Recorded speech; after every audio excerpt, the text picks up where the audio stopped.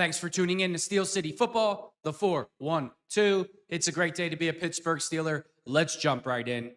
I know for me, this time of the year as a Pittsburgh Steeler fan, I don't put too much stock into the preseason. So I'm trying to read every single article or watch videos just so I can get a pulse of my team. And I was driving in the car yesterday, and DK from DK Sports, he said the magic words. He said exactly what I wanted to hear.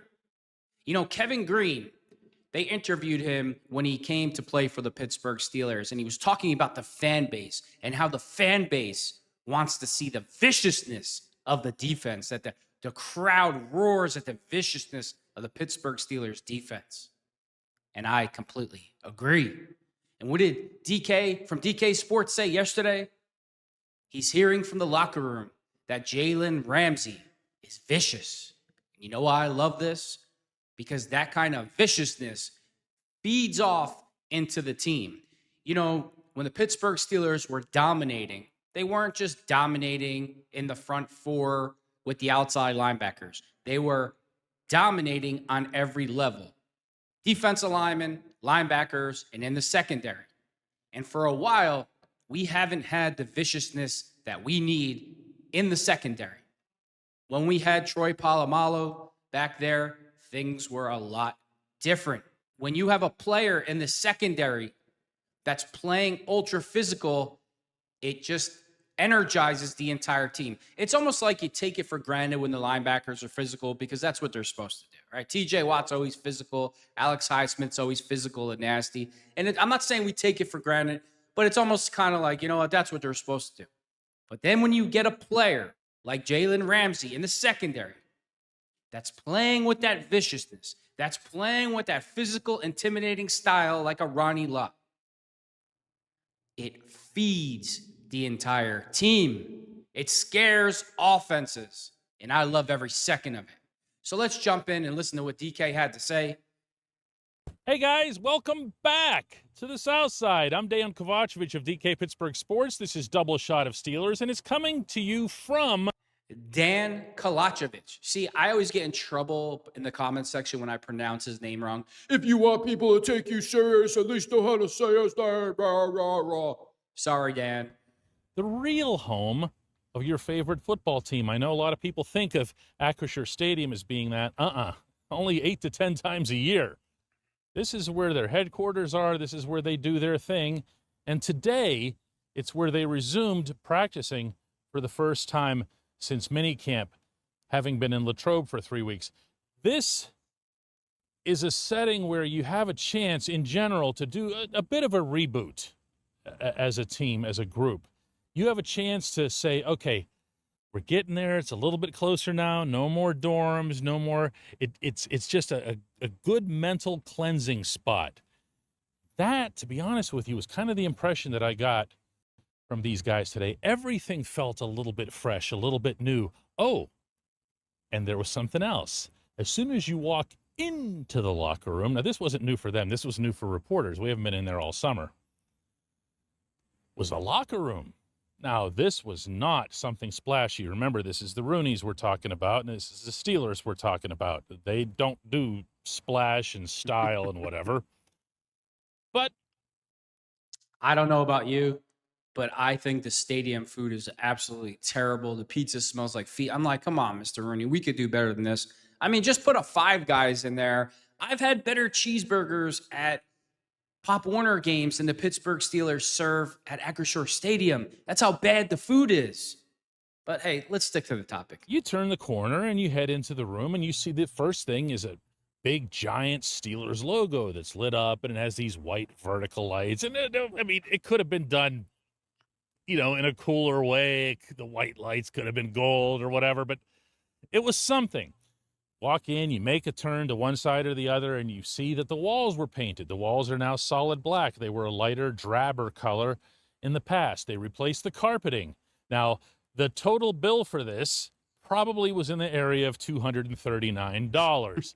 However, it was something. It shows that somebody, probably all the way up to Art Rooney, was at least listening to the players talking about the locker room. Now, keep this between us. When I brought this up with one of the players, I love the story when Dan tells about Myron Cope sitting under this tent that could fold up at any given time. It was like a $50 tent that was there for like 35 years. Said, wow, how high do you think this is going to move the Steelers onto those annual NFL Players Association rankings for locker room facilities? And he turns around and says, probably to number 32. So, okay, you can't win with these guys. Do not take this stuff seriously. Believe me when I tell you they don't take it that seriously. They fill out the survey the way they fill it out, and that's that. Nobody spends any time fussing over it. All right, when we come back, I'm going to share with you some more goodness or freshness that I felt here today on the South Side. I'm going to go for something a little bit different today. In fact, that was the approach that I took here all day. I just wanted to look around, absorb, listen. And out of everything that I did over these few hours here, probably the one remark that stood out in some of these conversations that I had came from Deshaun Elliott, who said that he felt that the defensive talent was here in 2024. He felt that there were football people, football capable players on hand to be really good. They were missing something. And in his words, it was Mike Tomlin's call to go and get a Jalen Ramsey, to bring someone like that in to add to this whole, I guess you can call it a killer instinct. And I'm not going to sit here and overblow either that facet or Ramsey himself at this stage of his. No, we were definitely missing it. I say this all the time. I'm not saying Minkah Fitzpatrick lost his edge, but he wasn't playing with an edge. Maybe he was worried about getting penalized. A lot of times he's just sitting there, not making contact. He didn't look as violent and physical as possible. And you could tell it was very, very obvious. And now that I'm thinking about it, Jalen Ramsey could be the piece that brings that all back. Career. But it's real. If it's real to them, then it's real in the football setting. We can roll our eyes at it. We can say, give me the other stuff. Give me the stats and so forth and snap counts and everything. We can do that. And we're going to do that. But when someone like an Elliott who plays with that passion, with that diligence, with that level of finishing things off, I'm going to take that seriously. And when he's saying it about people like Tomlin and Ramsey, then it's absolutely to be taken at face value. So, remember Bob Sanders, what he did for the Colts? Remember how he elevated their play because he played such a violent, physical way? That's what the Pittsburgh Steelers were missing. Again, you can have it in the front seven. Linebacker, they're supposed to be like linebackers, defensive linemen. We get it. But when you have somebody patrolling the secondary like that, where other teams are terrified, and he's playing smash mouth and not worried about his body and not worried about penalties, it just gives your defense such a energy, and they all feed off it, and it's super important. When I asked Elliott in return, can this whole defense adopt that? Can this whole defense become, that type of? I mean, they're using the word vicious to describe Ramsey, so I'm just going to go ahead and use it too. And he said, "Yeah, absolutely. That was the point of this, and that's going to be the source of a lot of our collective confidence." That's okay. That's what you want to hear. That's exactly what I want to hear. I love hearing the word vicious. Vicious. Let me say it again. Vicious. Vicious. I want to hear it. I want to see a nasty, physical, dominating Pittsburgh Steeler, vicious defense. That's exactly what I want to see. One thing that happens around this time of year is that we all start taking the preseason games a little bit too seriously. And listen, I'm not immune to that. Not me, but I get what you're saying. I'm getting on a plane and flying to Charlotte too. I know not a thing's going to happen down there of any significance to anybody except for like the fringe guys except Beanie Bishop. You know what I mean? But once you come back here and you realize, okay, none of that stuff really meant anything. It was a battle to see who would get cut, get your way down to, close to 53. Once you get back here, you realize this is the real stuff. They've done a great job, I think, of compartmentalizing it, the players. They feel like they know what they have based on the drills that they've performed out in Latrobe, based to an extent on the joint practice that they had with the Buccaneers last week, for good and bad. There was stuff that they didn't like in there. And they feel like they've got something, borrowing from Elliott here, that's special on the defensive side. Nobody's using special on the offensive side, but they are on the other side of the ball. And as such, there's a calmness about them, and at the same time, an eagerness to get to the real games. That, my friends, is exactly what you would want to feel over here. That's exactly how I felt driving in the car yesterday, hearing DK's words telling me that. It's exactly what I want to hear. And tell me about the team coming together. Tell me about the defense coming together. Good feel. Yeah, I feel great. I feel like we're gonna have a great defense. I feel like we got guys all around that can play each position. That could blitz from different spots, cover from different spots. It's a whole bunch of stuff that we could do. We can move guys around up front, and get into some different looks up front. So there's a whole bunch we could do with this defense. And then I feel like the special thing about Latrobe is we was able to build that relationship with each other, being there, stuck there, nowhere to go, just to be able to gel. So I think we got a special group. Where do you see this team's confidence right now, the cohesiveness, the feel? I don't know that I'm looking to measure that, to be quite honest with you. You can develop false confidence in August. Those things become real, obviously, in September. Funny thing about Mike Tomlin, you can criticize him. You can go so far as to call for his firing after last season, which I did, and it's a stance that I hold to this day. I feel like the Steelers would have benefited from a fresh start at this juncture in time. Well, all of that got blown to bits, not least of which was doing things aimed at the future and so forth. It just became a case of run it back with Tomlin and go get a bunch of players and win everything now. Okay, well, they're here now. He's here now. And the one thing that you can always say about him is that he has his finger on the collective pulse of this team, or he is the collective pulse of this team. That's how involved, that's how engaged he is with these players. If you ever want to know what's going on in the locker room, just watch and listen to him in whatever form you can, and you'll have that sense. So when you see him the way I just showed you, that's what I'm getting here too. It's little stuff. It's little stuff. It's watching the offensive linemen today gather before practice around Isaac Seumalo and have all kinds of conversations around Calvin Anderson, the veteran backup tackle. And if Isaac's talking, it's a good. He doesn't really talk, so to see him interacting with his teammates and talking a lot, it's a good sign. Talk about things, and you could just tell from their hand gestures that they're getting into. They're talking about football stuff.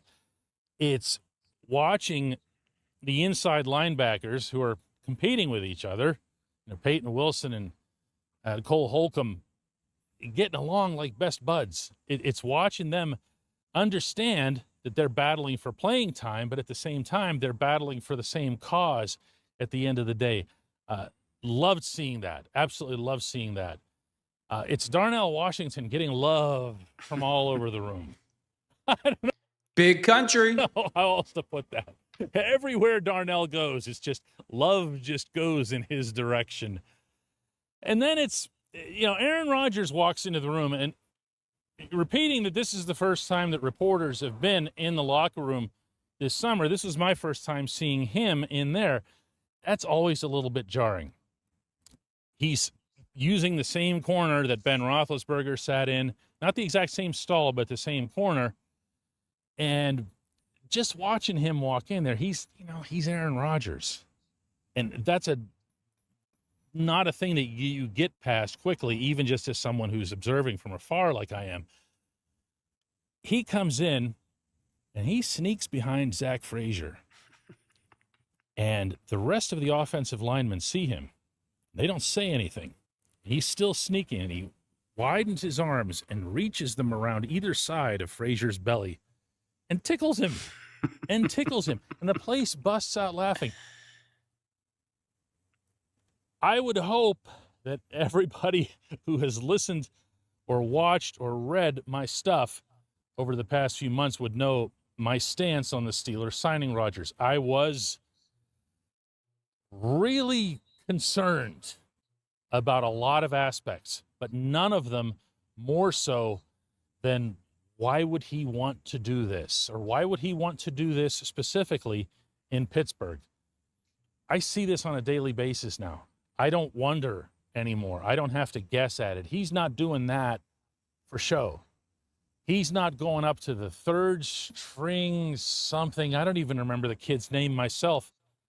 Back up at such and such O-line position and just buddying with him like they've known each other all their lives. He's not doing that to impress anybody. There's nobody there to impress unless you count me, and I'm not anybody. I'm just standing there at the back of that side of the room. He's not doing it for ESPN or Good Morning America or Jeopardy or whatever. He's just being himself around these guys. And I really like seeing that. And when we talk about the mood or the vibe or the sense that there is around this team, on the offensive side, it doesn't begin with him. It also ends with him. This is Rodgers' offense. You did not hear me say that about any of Ben Roethlisberger's various replacements in recent years. I came close to it late in the 2023 season because there was an urgency to it. Mason Rudolph was trying to get this team into the playoffs, and they all decided he's our guy. This is different. This is different. This guy, Rodgers, has the offense eaten out of his hand like this. And not in some obnoxious way. They're just ready to follow wherever it is that he leads. That's been something to see. It really has. Guys, I appreciate you being. That is great journalism. You don't want to know why? Because when's the last time that you see an insider or a sports reporter, especially like ESPN, admit that they were totally wrong? So DK is saying, I was totally wrong about Aaron Rodgers. He goes into detail why. And this just brings more credibility to DK and DK Sports. I absolutely love that. That is great journalism right there. That is being 1,000% sincere and honest. And that's something that's lost in today's journalism, admitting that you're wrong. You think that a lot of these hot shots that make millions of dollars a year would learn that, but 99% of them these days in 2025, they have no humility. It would never admit that they're wrong. With me, I appreciate you following all of our content on the DK Pittsburgh Sports app. All right, there you have it. DK comes out and he says that Jalen Ramsey is vicious and it's spreading to the defensive side of the ball, and that Aaron Rodgers is the leader that he didn't think that he could be. This is great news for the Pittsburgh Steelers. And with that being said, thanks for tuning in to Steel City Football, the 4-1-2.